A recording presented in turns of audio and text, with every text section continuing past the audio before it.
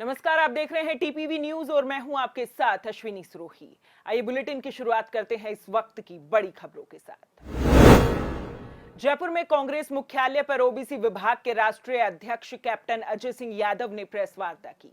इस दौरान उन्होंने केंद्र की भाजपा सरकार पर जमकर हमला बोला। उन्होंने कहा कि बेरोजगारी, महंगाई और पेगासस जैसे मुद्दों से ध्यान भटकाने के लिए भाजपा नए नए मुद्दे लेकर आती है। इसके साथ ही उन्होंने कहा कि ओबीसी के छात्रों को छात्रवृत्ति भी मिलनी चाहिए। निजीकरण का मकसद केवल हम दो हमारे दो है। साथ ही उन्होंने कहा कि बीजेपी दलितों का आरक्षण खत्म करने का काम कर रही है। इसके साथ ही दलितों और ओबीसी को 50% आरक्षण देने की बात भी कही। साथ ही कहा कि जो माइनॉरिटी की अनदेखी करेगा उसका राज चला जाएगा। वहीं पीसीसी में कांग्रेस ओबीसी विभाग के राष्ट्रीय अध्यक्ष ने गहलोत सरकार की योजनाओं की भी तारीफ की। देखिए, ऐसा है, अभी आपने देखा होगा थोड़े दिन पहले एक मंदिर को जो है ढा दिया गया और सोशल मीडिया एक्टिव हो गया एकदम से बीजेपी का। ये भी गहलोत सरकार के राज में 300 साल पुराना जो है मंदिर गिरा दिया। गिराया किसने? बीजेपी के लोगों ने। अरे ये लोग जो है बहाना ढूंढते हैं, पकड़े गए खुद। उल्टा चोर कोतवाल को डांटे वाली बात होगी। जयपुर में प्रदेश कांग्रेस अध्यक्ष गोविंद सिंह डोटासरा ने पार्टी दफ्तर में पदाधिकारियों के साथ बैठक की। बैठक में कांग्रेस सेवा दल की यात्रा के जयपुर आगमन पर स्वागत को लेकर चर्चा की गई। इस दौरान 51 किलो की माला पहनाकर गोविंद सिंह डोटासरा का स्वागत किया गया। इस दौरान चिंतन शिविर की तैयारियों को लेकर भी दिशा निर्देश दिए गए। वहीं उन्होंने कहा कि जल्द ही ओबीसी की नियुक्तियां भी की जाएंगी ताकि आने वाले विधानसभा चुनाव में ओबीसी पर फोकस किया जा सके।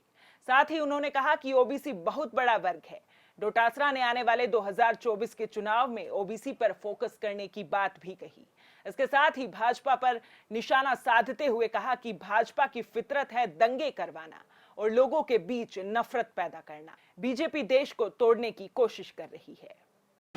बिल्कुल साथ कंधे से कंधा मिला करके कांग्रेस के कार्यकर्ताओं को साथ लेकर के लोगों के सुख दुख में भागीदार बनेंगे और केंद्र सरकार जो न तो महंगाई रोक पाई है, न किसानों की आमदनी दोगुनी कर पाई है, न 2 करोड़ लोगों को एक साल में रोजगार दे पाई है, केवल और केवल धार्मिक ध्रुवीकरण करके और बहुसंख्यक समाज के वोट लेने की कुचेष्टा में रोजाना आए दिन दंगे फसाद, भड़काऊ स्पीच देना, ये इनकी फितरत में बन गया है। इनको हम कैसे रोकें और सब 36 लोगों को साथ लेकर के सभी भारत के संविधान के मुताबिक सभी धर्म संप्रदाय। झुंझुनू के नवलगढ़ थाने में गत दिनों दर्ज 2 सगी बहनों के साथ सामूहिक दुष्कर्म के मामले में एक आरोपी ने आत्महत्या कर ली है। आरोपी ये मामला दर्ज होने के बाद से ही फरार था, जिसके बाद घर के पास खेत में आरोपी ने फांसी लगाकर आत्महत्या कर ली। वहीं सूचना पर पुलिस मौके पर पहुंची और शव को उप जिला अस्पताल की मोर्चरी में रखवाया है। वहीं आरोपी के भाई ने इस मामले में लड़कियों के परिजनों और अन्य लोगों के खिलाफ पैसे मांगने का आरोप लगाते हुए पुलिस में रिपोर्ट दर्ज की है। रिपोर्ट के अनुसार लड़कियों के परिजनों ने 15 लाख रुपए की मांग की। इसके बाद पैसे नहीं देने पर लड़की के परिजनों ने उसके भाई के खिलाफ झूठा मामला दर्ज करवा दिया। झुंझुनू शहर के सीतसर के पास एक चलते ट्रक में आग लग गई। आग को देखकर राहगीरों में हड़कंप मच गया। वहीं मौके पर मौजूद लोगों ने आग बुझाने का प्रयास किया। इस दौरान ट्रक के चालक ने बताया कि वो जोधपुर से कोयला भरकर चला था। सीतसर गांव के पास ट्रक से धुआं और आग की लपटें दिखाई दी, जिसके बाद सड़क पर मौजूद कुछ लोगों ने इसकी जानकारी ट्रक को रोक कर दी। वहीं ट्रक चालक का कहना है कि कोयलों में कोई कोयला सुलगा हुआ था, इस कारण आग लग गई और बढ़ती चली गई। बाड़मेर के धोरीमन्ना में बीजेपी कार्यकर्ताओं ने सरकार के खिलाफ हल्ला बोल दिया। बता दें कि बिजली कटौती को लेकर किसान या मजदूर सबको परेशानी का सामना करना पड़ रहा है, जिसको लेकर बीजेपी ने गहलोत सरकार के खिलाफ एसडीएम कार्यालय के आगे नारेबाजी की। इस दौरान धोरीमन्ना मंडल अध्यक्ष जयकिशन सहित बीजेपी के कई कार्यकर्ता मौजूद रहे। गहलोत सरकार, सोई हुई सरकार को जगाने के लिए हल्ला बोल कार्यक्रम पूरे प्रदेश में आज आयोजन किया गया। हमने इसी क्षेत्र में इस सरकार के वादा किया हुआ था कि 2021-22 के अंदर किसानों को कनेक्शन देंगे, बिजली एक्स्ट्रा देंगे, मगर वर्तमान में 1 या 2 घंटा दिन में बिजली आती है। किसानों के बोई हुई फसल खराब हो रही है। अभी बबूताराम जी ने बताया था, विद्यार्थियों को पढ़ने के लिए लाइट नहीं है, गर्मी का मौसम है, पशुओं के लिए पानी पीने का नहीं आ रहा है क्योंकि लाइट नहीं आ रही है।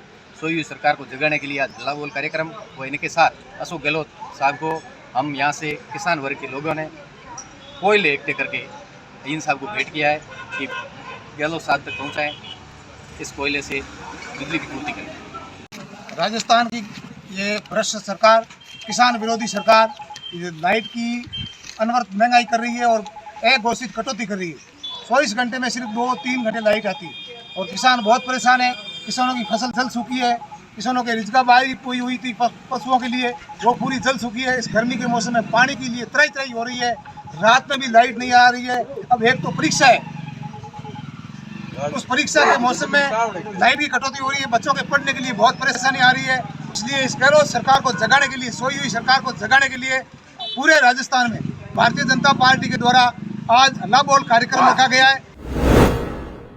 छोटी सादड़ी के मोतीपुरा गांव में एक घर में घुसकर लूट करने के मामले का पर्दाफाश करते हुए पुलिस ने एक आरोपी को गिरफ्तार किया है और 2 नाबालिगों को डिटेन किया है। एसपी अमृता दुहान ने बताया कि 15 अप्रैल को मोतीपुरा निवासी शोभा लाल ने थाने में एक रिपोर्ट दर्ज करवाकर बताया था कि 14 अप्रैल की रात में वो और उसके परिवार के लोग घर में सो रहे थे, जिसके बाद मौका मिलते ही चोरों ने घटना को अंजाम दिया।